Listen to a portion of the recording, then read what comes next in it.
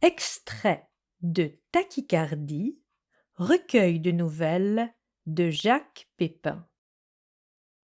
Partie de tarot avec Cendrillon. Contrairement à ce qu'on a toujours voulu nous faire croire, Cendrillon ne vécut pas longtemps avec le prince charmant, et ils n'eurent ensemble qu'un seul enfant, un fils. Le prince ne s'était marié que pour satisfaire la volonté de son père et assurer sa descendance. Dès que ce fut chose faite, il donna libre cours à sa vraie nature et délaissa Cendrillon, préférant aux charmes de celle-ci ceux du valet Bâton, qui aimait se travestir en femme et se lancer dans des danses endiablées, et surtout ceux du cavalier de denier, dont l'agilité permettait toujours de découvrir des positions insoupçonnables. Le père du prince, qui avait le cœur fragile, en mourut d'indignation, et Cendrillon, désespérée, décida de s'enfuir. Elle savait qu'elle ne pourrait partir avec son enfant, qui était trop petit pour supporter un long trajet, et qui, de surcroît, était constamment gardé par 3 nourrices particulièrement vigilantes. Elle résolut toutefois de se venger, en emportant avec elle les 10 épées qui appartenaient à la famille du prince, ainsi que les 10 coupes en or qui resplendissaient dans la grande salle du château. Mais elle perdit l'une de celles-ci sur les marches du palais, là où elle avait autrefois perdu sa pantoufle de verre. Sa marraine, la fée, toujours prête à lui apporter son aide, transforma en chevaux les souris, amis de toujours de Cendrillon, qui s'ennuyaient au palais.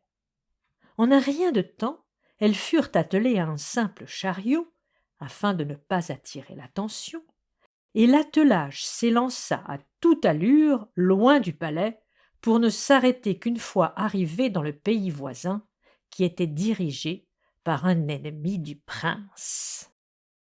D'un coup de baguette magique, une vieille maison abandonnée, non loin de la capitale, fut transformée en une belle et grande demeure comportant une dizaine de chambres. Cendrillon s'étonna, ne comprenant pas à quoi toutes ces chambres allaient servir. Sa marraine lui expliqua alors qu'il allait lui falloir assurer son avenir et que le mieux serait d'ouvrir un bordel qu'on appellerait le tarot. Cette proposition terrifia d'abord sa filleule, puis la séduisit assez vite, car elle y vit la meilleure des vengeances. Aussitôt, les petites souris furent transformées en opulentes catins. Elles étaient folles de joie, car elles étaient certaines que ce qu'elles auraient désormais à faire mettrait du piment dans leur existence et serait moins éreintant que courir à tombeau ouvert en traînant derrière elles un carrosse ou un chariot. Elles furent d'autant plus ravies lorsqu'elles apprirent que chaque passe leur vaudrait 10 deniers. Cendrillon, devenue Maquerelle, acquit vite une grande renommée dans tout le pays sous le nom de la Dame de Coupe. Ce nom lui avait été suggéré par sa marraine, qui connaissait les cartes. La coupe avait une valeur quasiment magique, et le joueur qui se trouvait dans le sillage du coupeur pouvait tomber sous son influence, bonne ou mauvaise. C'est ainsi que la dame de coupe, toujours revêtue d'une somptueuse robe rouge, influait sur le choix des beaux messieurs, mais aussi de moins beaux qu'elle recevait chez elle, et promenait à son bras en leur vantant les atouts de telle ou telle fille de la maison. Pendant ce temps, le prince souffrait affreusement, non point de la disparition de Cendrillon, mais de celle de ses 10 épées et de ses 9 coupes, et lorsqu'il apprit par un voyageur qu'il avait reconnu que la dame de coupe n'était autre que Cendrillon, grande fut sa fureur.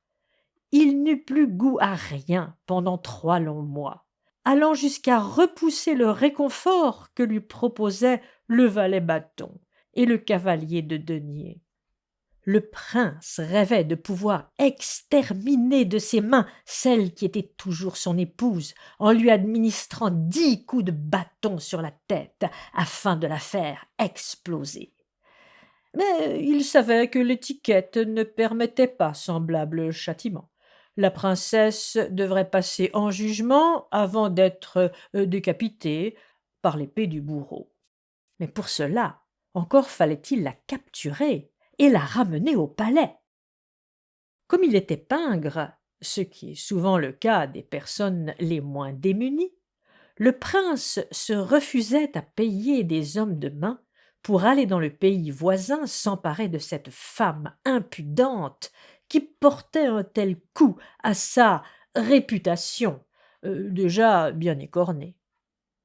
Comptant sur le dévouement du valet Bâton et du cavalier de denier, il les chargea donc de cette mission.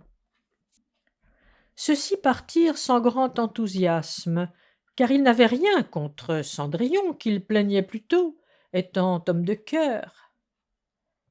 Une fois arrivés chez elle, ils constatèrent de suite que la bonne humeur régnait dans la grande demeure, et qu'il y faisait bon vivre. La princesse, qui leur avait pardonné d'avoir su donner au prince plus de plaisir qu'elle, leur proposa de rester, afin de la distraire et aussi de diversifier sa clientèle. Les 2 compères ayant accepté sans hésitation, Cendrillon, alias la dame de coupe, vécut très longtemps et aussi heureuse que possible dans l'agréable compagnie de ses fidèles souris, du valet Bâton et du cavalier de denier.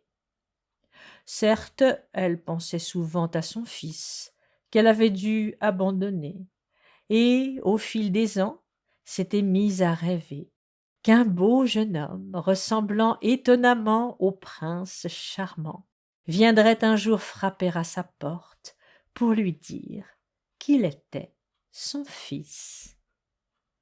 En dépit de tout ce qui lui était arrivé, Cendrillon ne renonçait pas à croire au conte de fées.